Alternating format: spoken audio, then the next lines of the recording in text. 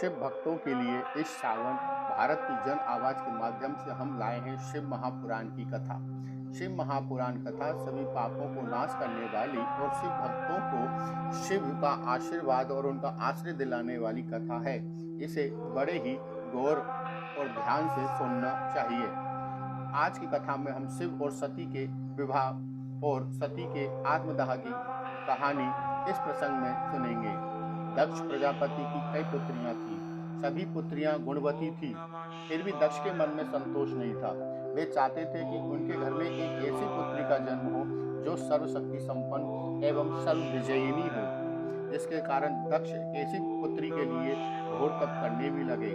तप करते करते अधिक दिन बीत गए तो भगवती आद्या ने प्रकट होकर कहा, मैं तुम्हारे तप से प्रसन्न हूँ, तुम किस कारण बस तप कर रहे हो। इस पर दक्ष ने तप करने का कारण बताया तो माँ बोली, मैं स्वयं पुत्री रूप में तुम्हारे यहाँ जन्म धारण करूंगी। मेरा नाम होगा सती। मैं सती के रूप में जन्म लेकर अपनी लीलाओं का विस्तार करूंगी। फलतः भगवती आद्या ने सती रूप में दक्ष के यहाँ जन्म ले लिया। सती दक्ष की सभी पुत्रियों में सबसे अलौकिक थी। सती ने बाल्य अवस्था में ही ऐसे कई अलौकिक आश्चर्यचकित करने वाले कार्य कर दिखाए जिन्हें देखकर स्वयं दक्ष को भी विस्मयता होती रहती थी। जब सती विवाह के योग्य हो गई तो दक्ष उनके वर के लिए चिंता करने लगे तो उन्होंने ब्रह्मा जी से इस विषय में परामर्श भी किया। ब्रह्मा जी ने कहा, सती तो आध्या का अवतार है, आध्या आदि शक्ति है और शिव आदि पुरुष, अतः सती के विवाह के लिए शिव ही योग्य और उचित वर हैं। दक्ष ने ब्रह्मा जी की बात मानकर सती का विवाह भगवान के शिव के साथ कर दिया। सती कैलाश में जाकर भगवान शिव के साथ रहने लगी। भगवान शिव के दक्ष के दामाद थे, किंतु एक ऐसी घटना घटित हो गई जिसके कारण दक्ष के हृदय में भगवान शिव के प्रति वैर और विरोध भाव पैदा हो गया।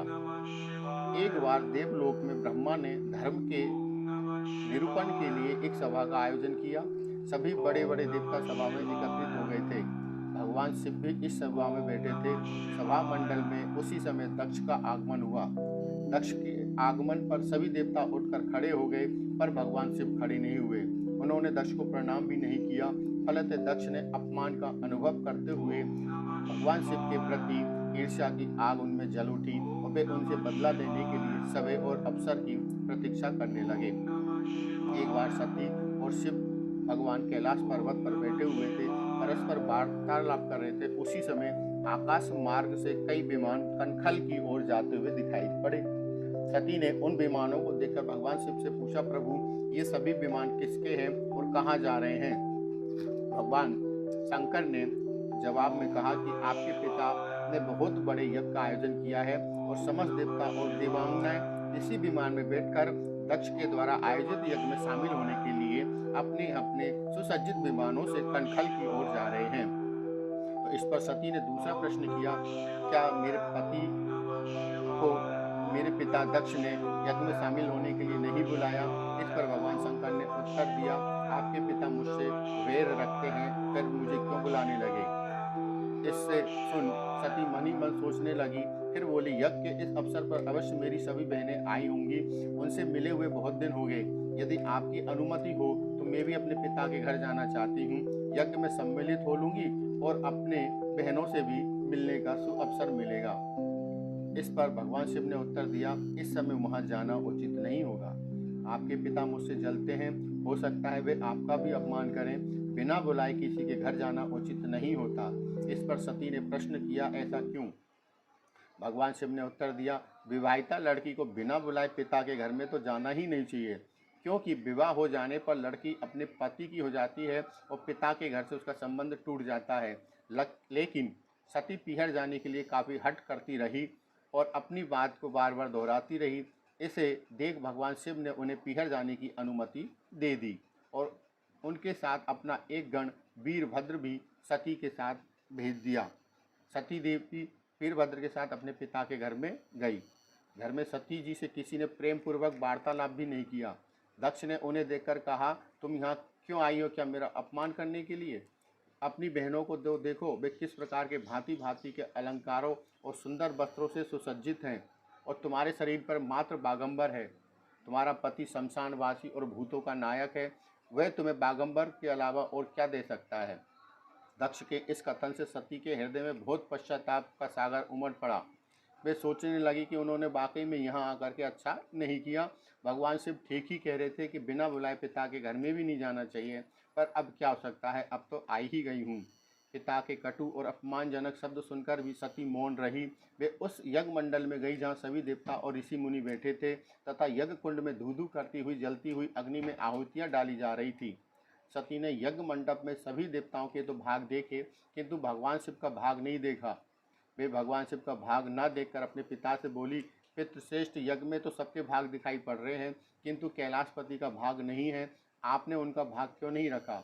तब दक्ष ने बड़े गर्व से कहा, मैं तुम्हारे पति शिव को देवता नहीं समझता, वे तो भूतों का स्वामी, नग्न रहने वाला और हड्डियों की माला धारण करने वाला है। वे देवताओं की पंक्ति में कहाँ बैठने योग्य, और उसे कौन भाग देगा। सती के नेत्र ये बात सुनकर के लाल हो उठे और उनकी भौहें कुटिल हो गई। उनका मुखमंडल प्रलय के सुर की भांति तेजोदीप्त हो गया। उन्होंने पीड़ा से तिल मिलाते हुए कहा, मैं इन शब्दों को कैसे सुन रही हूँ, मुझे धिक्कार है। देवताओं, तुम्हें भी धिक्कार है, तुम भी उन कैलाशपति के लिए इन शब्दों को कैसे सुन रहे हो जो मंगल के प्रतीक हैं, जो क्षण मात्र में संपूर्ण सृष्टि को नष्ट करने की शक्ति रखते हैं। वे मेरे स्वामी हैं। नारी के लिए उसका पति ही स्वर्ग होता है। जो नारी अपने पति के लिए अपमानजनक शब्दों को सुनती है उसे नरक में जाना पड़ता है। पृथ्वी सुनो, आकाश तुम भी सुनो और देवताओं तुम भी सुनो। मेरे पिता ने मेरे स्वामी शिव का अपमान किया है। अब मैं एक क्षण भी जीवित नहीं रहना चाहती। सती अपने कथन को समाप्त करती हुई जलती हुई यज्ञ के कुंड में कूद पड़ी और जलती हुई आहुतियों के साथ उनका शरीर भी जलने लगा। यज्ञ मंडप में अब तो इसके बाद खलबली मच गई, हाहाकार मच गया। देवता उठकर खड़े हो गए और वहीं शिव के द्वारा भेजा गया गण वीरभद्र भी क्रोध से कांप उठा। वे उछल उछल कर यज्ञ का विध्वंस करने लगा। यज्ञ मंडप में भगदड़ सी मच गई। देवता और ऋषि मुनि भाग खड़े हुए। वीरभद्र ने देखते ही देखते दक्ष का मस्तक काट कर फेंक दिया और समाचार भगवान शिव के कानों में भी जा पड़ा। इसके बाद भगवान शिव प्रचंड आंधी की भांति कनखल जा पहुँचे। सती के जले हुए शरीर को देखकर भगवान शिव ने अपने आप को भूल गए और सती के प्रेम और उनकी भक्ति ने शंकर के मन को इतना व्याकुल कर दिया। शंकर के मन को व्याकुल करते ही उनका काम पर भी विजय प्राप्त की थी।